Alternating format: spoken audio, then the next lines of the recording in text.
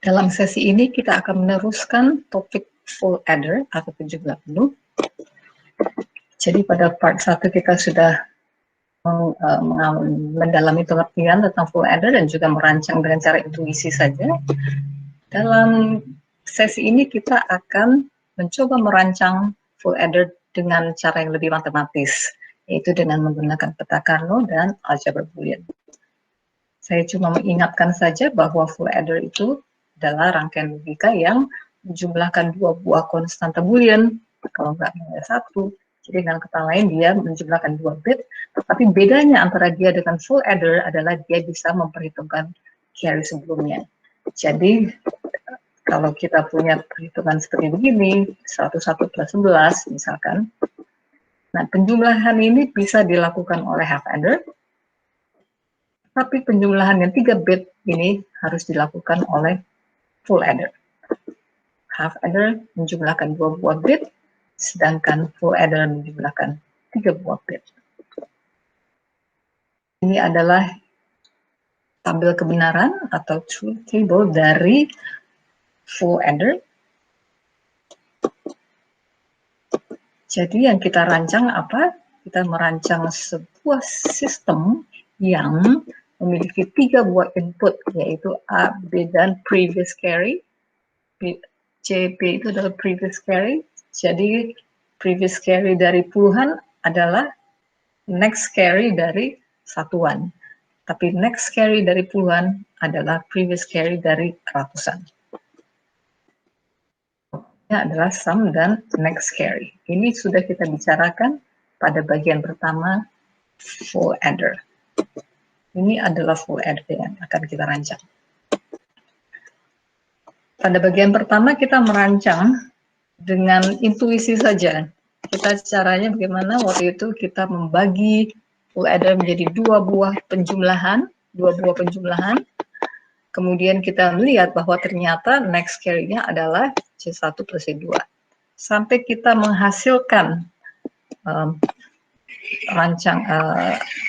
gambar skema gerbang logika ini. Dan dari sini kita bisa melihat bahwa ekspresi aljabar Boolean-nya adalah seperti begini. Dan kita juga sudah lihat bahwa simbolnya adalah seperti begini.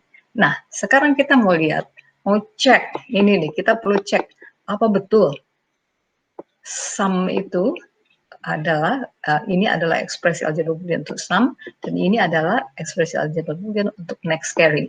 Inilah yang akan kita cek dengan menggunakan peta Carnot dan aljabar Boolean. Jadi dari tabel kebenaran seperti ini, coba kita buat peta Carnot-nya. Peta Carnot untuk S. Nah, dia terdiri dari 8 kemungkinan min-term, karena itu dia punya 8 buah kotak. Hati-hati ketika merancang menulis label, ini harus satu-satu ya, karena kita harus pakai kode gray ketika kita membuat label. Jadi kapan dia bernilai 1? Yang ini, kapan dia bernilai 1? 0, 1, 0. Kapan bernilai 1? Kapan bernilai 1? Nah, semua nilai 1 sudah kita buatkan min-term-nya di dalam kotak peta Carnot ini. Sekarang kita harus membuat loop. Oh, tidak ada satu yang bersebelahan. Jadi, wah, ini loop-nya nggak, jadi kita tidak bisa sederhanakan ya ekspresi ini. Oke, jadi kita akan buat semua satu harus masuk dalam loop. Jadi kita punya 4 buah loop karena tidak ada nilai 1 yang bersebelahan. Oke, jadi bagaimana ini kita jadi pakai min-term-nya ya. Ini adalah A aksen, B aksen, previous carry. Yang merah ini apa? A aksen, B previous carry aksen. Yang biru, ini hijau. Hijau ini ya, A, B aksen, previous carry aksen. Nah, Nah, ini adalah pengolahan dengan menggunakan aljabar boolean, hukum-hukum aljabar boolean ya. Nah, ini saya tidak akan, kalau ini jelas dia pakai hukum distributif ya. Komutatif dulu dikomput lalu didistribute. Nah, ini bisa dicarikan jalannya, jadi saya tidak akan ambil waktu untuk melihat yang secara jelimet ini, tapi ini bisa dibuktikan. Ya, jalannya cukup panjang. Dan ini apa ini? Oh, itu exclusive OR ya, berdasarkan definisi. Nah, berarti dia adalah apa ini? Ini dan ini ya. Dari sini kita dapat apa? Pakai hukum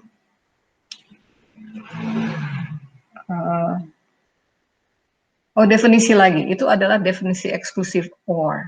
Oke, sampailah kita pada hasil terakhir dari sum dengan menggunakan aljabar boolean. Yang tidak saya cantumkan yang ini ya, dari sini sampai ke sini. Itu saja yang tidak saya cantumkan.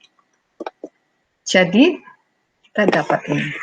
Oh, sama ya dengan yang tadi. Nanti kita cek. Berikut, itu kita barusan mencek sum-nya. Sum ternyata betul yang tadi itu ya. Nah, yang kita buat dengan cara intuisi saja, intuitif. Oke, sekarang kita perlu buat untuk next carry. Bagaimana ini next carry-nya? Betul nggak ekspresi yang kita buat secara intuitif? Oke, kita cari nilai-nilai di mana dia 1, next carry. 1, 1, 1, ada 4. Nah, berapa buah loop yang kita bisa lakukan? Oh, ini lebih baik dari yang tadi ya, karena seenggaknya ini pada bersebelahan. Nah, sayangnya, kalau ini 2, sayangnya ini 3 ya, jadi kita nggak bisa buat, karena kita tidak bisa langsung loop mereka jadi 1, karena jumlahnya bukan kepangkatan 2. Yang ini, AB yang tidak berubah, ini, CP tidak berubah, A dan A juga tidak berubah. Berikut, yang ini,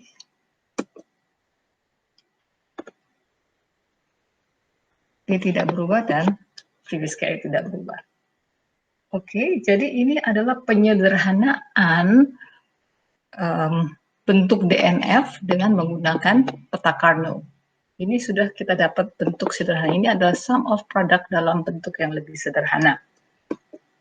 Nah, ini walaupun sudah bentuk sederhana sepertinya, tapi jalannya cukup panjang sampai dia menghasilkan ini.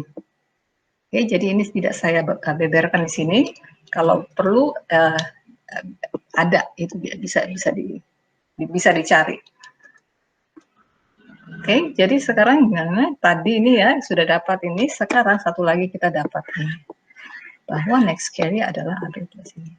Oh, waktu kita membicarakan hasil dengan intuitif itu apa itu?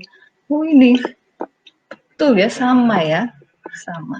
Oke, jadi kita baru saja membuktikan bahwa dengan menggunakan peta Carnot dan aljabar boolean, bahwa yang kita lakukan pada part 1 dengan cara intuitif itu sudah betul.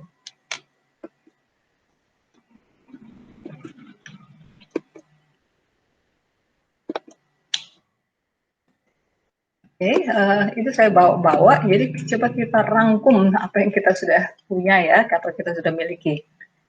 Itu adalah half adder simbolnya, demikian. Ini adalah full adder, simbolnya demikian.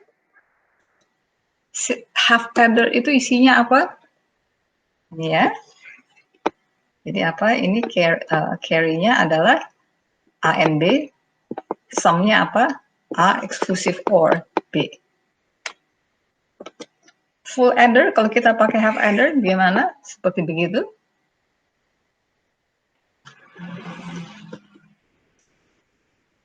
Nah, coba kita kembangkan lagi ini. Nah, sekarang tidak hanya pakai half adder aja simbolnya, coba kita pakai ini. Ya. Jadi half adder yang pertama dan half adder yang kedua. hasilnya bagaimana? Sum-nya masuk ke A. Oke, coba sebentar. Nah, ini apa nilainya? Nilainya apa? Nilainya adalah A eksklusif or B. Yang ini nilainya apa? Dia adalah AB. Oke. Previous carry-nya masuk ke mana? Oh, dia masuk ke previous carry itu masuk ke input keduanya. Oke, jadi output ini apa? Itu adalah N ya. Ini A eksklusif or B and previous carry. Ini apa? Eksklusif or antara A eksklusif or B dengan previous carry. Kemudian itu kita sudah dapat sum. Ini ya sama persis ini. Sama persis ya. Ini yang saya lihat putar-putar itu, gitu, sumnya ya. Kemudian ini belum ya, yang belum. Ini next carry-nya bagaimana? Oke, itu adalah next carry. Apa? Ini or yang ini. Ini or yang ini. Oke, jadi itu adalah next carry. Itu, oh ya, betul ya. Ini ya, sama ya. Oke. Ini adalah full adder. Full adder.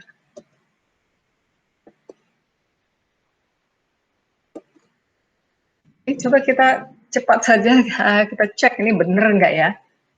Bagaimana kalau kita aplikasikan di sini? Ya, jadi kita mau 0 dengan plus 1 dengan previous carry 1. Oke, coba kita masukkan nilai-nilai itu ke sini. 0, 1, 1 ya.